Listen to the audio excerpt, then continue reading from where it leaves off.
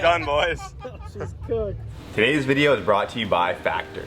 Warmer, sunnier days are calling. Fuel up for them with Factor's no prep, no mess meals. Whenever I'm out here busy working in the shop and I want to go grab lunch without having to make a meal in the house or go eat some unhealthy fast food, I just go right over here to our shop fridge, grab myself a Factor, throw this thing in the microwave, and it's ready to eat in 2 minutes or less. Right here we got ourselves a pimento cheese chicken breast with garlic spinach and cream zucchini. Let me show you guys how easy this is. Take your fork, poke a couple vent holes, stick her in the microwave, set her for 2 minutes. Factor has 35 meals and 60 add-ons to those meals every week, so you'll always have new flavors to explore. Then after the 2 minutes is up, oh, she is hot, so be careful. She's steaming. Get a bite of this chicken here. Oh yeah, these things always as delicious as ever. These are awesome if you want to meal prep. You just don't have time to go to the grocery store, make your own food. You don't want to do dishes afterwards. It's just simple and convenient. It doesn't get any easier than this. If you guys want to get started on Factor, all you have to do is go to factor75.com or click on the link in the description down below and use our promo code BoostedBoys50 and you'll save 50% off your first Factor box. You'll also save 20% on the following Factor box after that while your subscription is active. So that is factor75.com or the link down below, code BoostedBoys50 for 50% off your first Factor box, 20% off your next one. Thank you to Factor for sponsoring today's video. Well guys, today we're going to tear into the MR2 and see how much stuff we tore up. We know it's not going to be pretty. Probably the worst we have ever blown the MR2 up. We've had some pretty bad engine failures in the past, but this one really tore some stuff up when this rod literally came outside of the engine completely.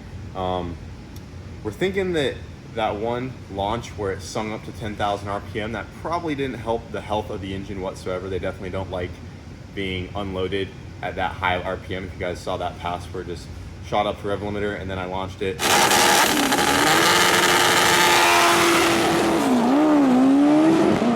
That could have very well played a factor in some things. We had issues with that launch control acting up on us. So these engines, high RPM with no load, not really great on stuff. But anyways, it did let go. We're gonna have to go ahead and tear into it and see what happened. Luckily we were able to take the win.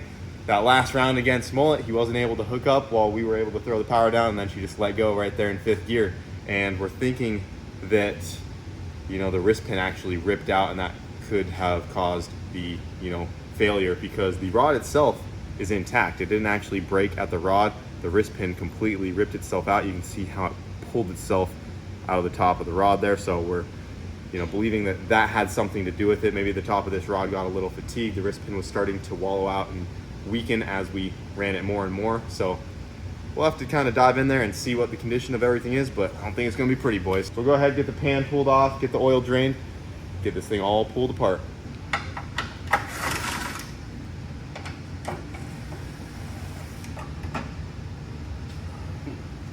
Oh yeah. That is a lot of damage. No, that's a lot of damage! Dude, that's a piece of a piston. Look at that. Yeah, it's what's left of the skirt of it. That is a skirt of a piston. That's a bearing. We got 2 rod bearings. Oil control ring. That's the cap that holds the wrist pin in place. There's the other rod bolt. There's a chunk of the block. That looks like more piston right there. Yeah, boys, that is not ideal. You can see here it completely blew the water plate off. Which it does look like it's in pretty good shape though. It didn't tear it up. I thought it might have punched. Oh.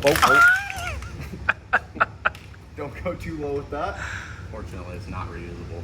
It got into the loading groove. I see that. It just barely got into it, but it didn't blow a hole through it. But you can see the rod definitely hit it a little bit up here, so we'll have to do a new water plate. And yeah, that is a big old hole, dude. Holy crap. Look, it comes out here, hit the top of the pan. I can literally put my hand in there, feel the crank. It just completely ejected the rod. What's crazy is when the rod came out, I obviously knew she let go, but then as it was slowing down, it was still idling pretty good on 3 cylinders, and I was like, how's it still running right now? And then by the time I got to the track, I shut it off.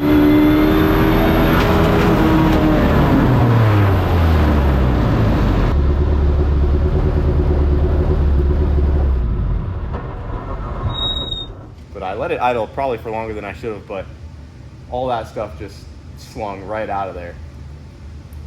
But luckily the catch pan caught pretty much all of it.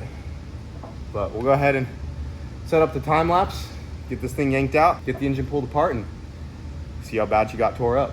I can probably tell you right now, it is a total loss. There's a chance it might have not hit the head, but I think she's pretty cooked, boys.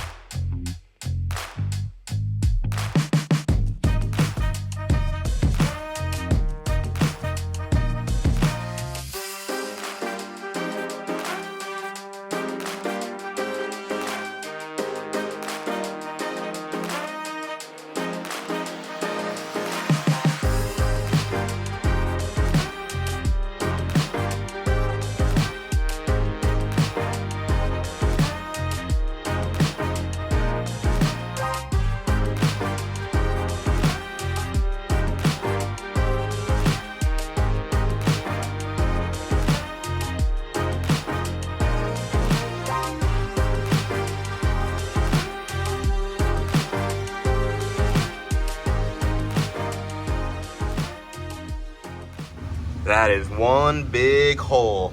Holy look at all this damage. And we're gonna repair it using Flex Shot. The rod completely flung itself out of there. Look at this, it even tore into the oil galley right there. You can see the dipstick going through. Tore a ton of stuff up, got another hole down there, bent the oil pan. Luckily, all the fluid stayed inside the car at 109 mile an hour. We didn't have any issues there. The catch pan did its job. But we'll go ahead and tear this thing further down, see how bad the damage is inside of there. Hopefully the head is okay. The intake valves look okay on this side. But over here on the exhaust side, we do have one valve that looks a little tweaked in there. Doesn't look like it completely folded over, but it definitely got hit. So we'll have to pull her all apart and see if that piston did hit the head before it completely obliterated into several pieces.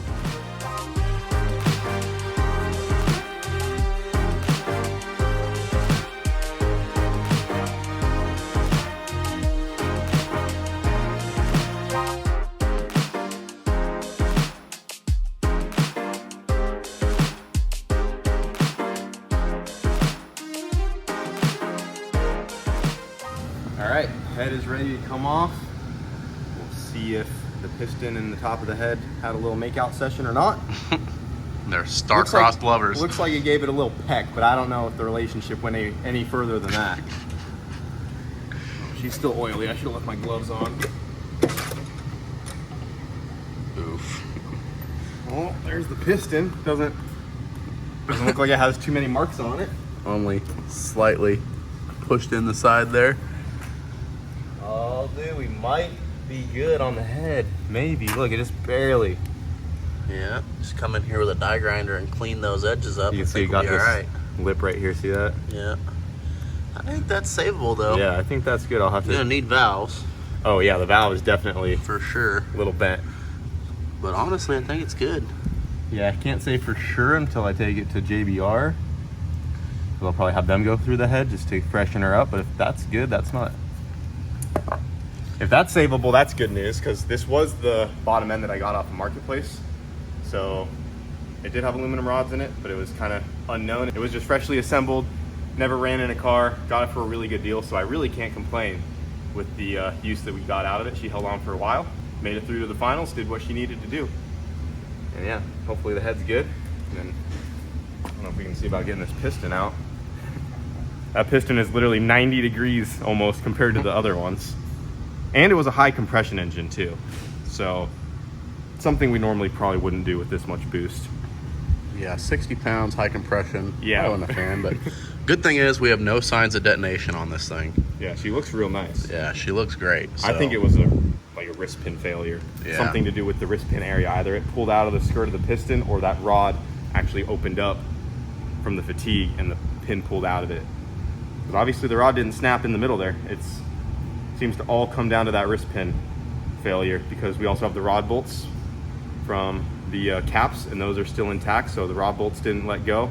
And obviously there's more material down there at the bottom of the rod, so thinking that's what led to the failure here. All right, pull her out of there.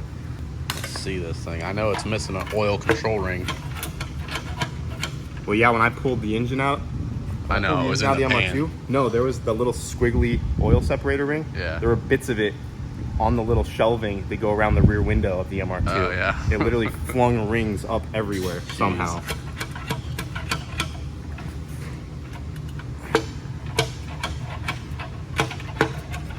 She's a little wedged in there.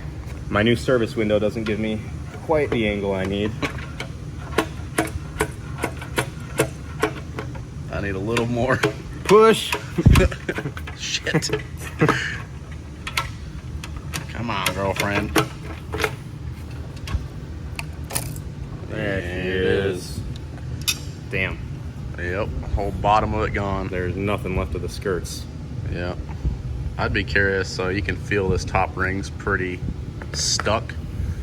It definitely butted that ring and just said, Yeah. I'm gonna stay here. We don't know what they set the ring gaps to. Maybe there's a chance that it just got really hot and it swelled up inside the hole there and it just ripped the pin out.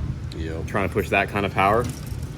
But it definitely pinched that top ring and it just said, no, I'm gonna stick up here. And that rod said, nope, I'm going down. Yep. And then once that let go, everything else went to hell.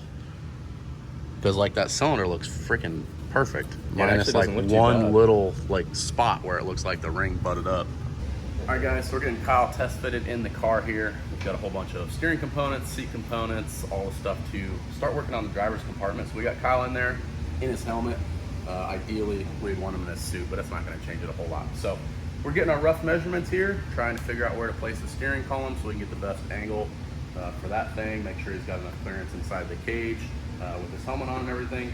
So I'm gonna hand him this, and we're just, like I said, trying to figure out exactly where we want this to go through the firewall to give us the best angle and get him situated in here so he's comfortable. I think we're thinking up here just above those bars. Yep, and this is all just kind of holding everything in place here. Just getting a rough idea. We'll get this a little more dialed in as we're getting closer, but you're thinking right there. Yep. That'd be good. Then shorten the length on that. Yeah, no, we're actually gonna make you drive it just like this. Yeah, we'll That's just have the full wheel right length. up here. Yeah, so good Have luck the getting in fuel and tech out. right in my face. Yep. Need to focus on that, not the track, you know. So yeah, that should work pretty good. We'll go ahead and start mocking this up, and then I'll get you back in here when we get our seat mounts ready to go in. But it's gonna be tight, but we should have just enough room, so it should be pretty decent.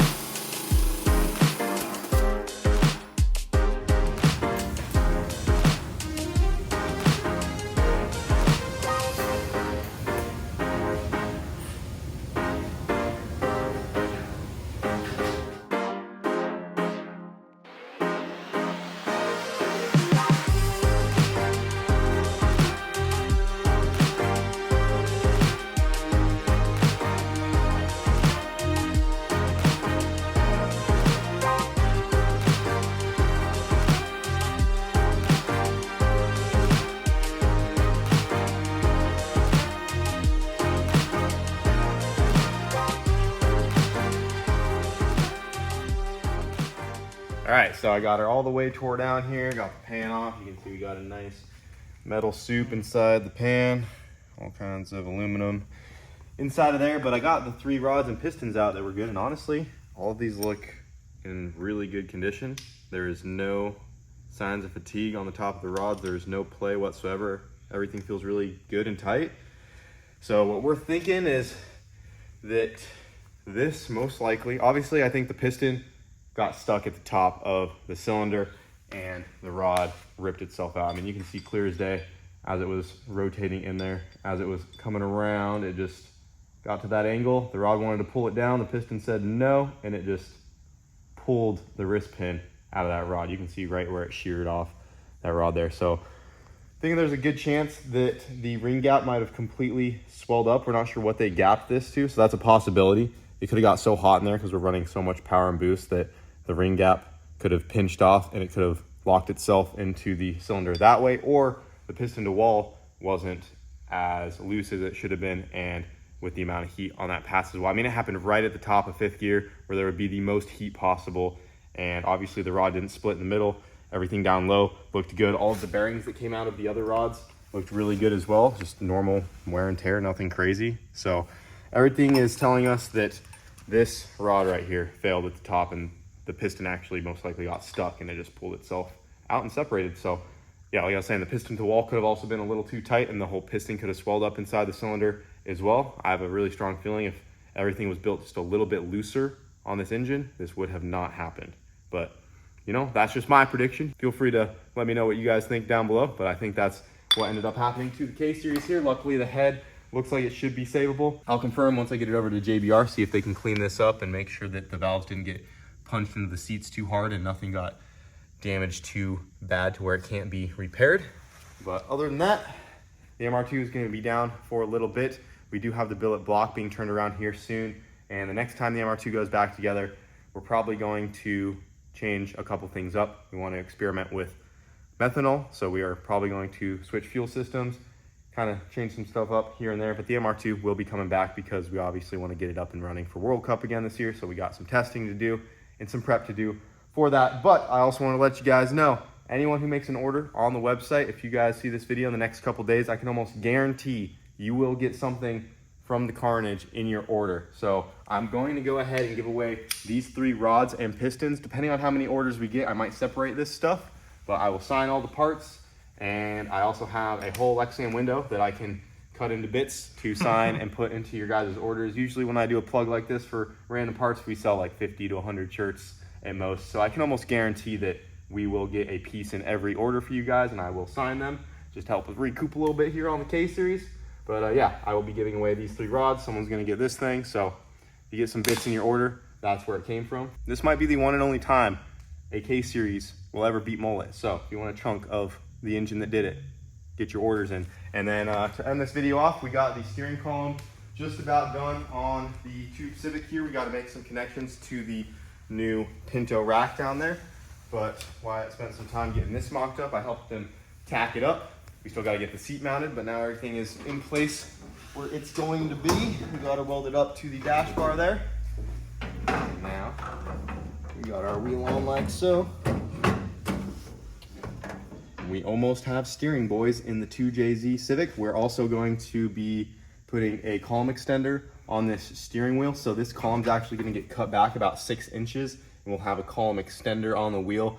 That's just for when anyone gets in and out of the vehicle. We'll have a little bit more room and we won't have this column shoved up here so far. And also if we were to get in an accident or things like that, you know, you can get the wheel off and have more room in an emergency instead of the column being shoved right up in your face. Hopefully that never happens. But we're making some progress on the 2J Civic as well. And that's where we're gonna leave this video off. Hope you enjoyed. And the next video, we will be talking about the Tesla we just picked up, hopefully.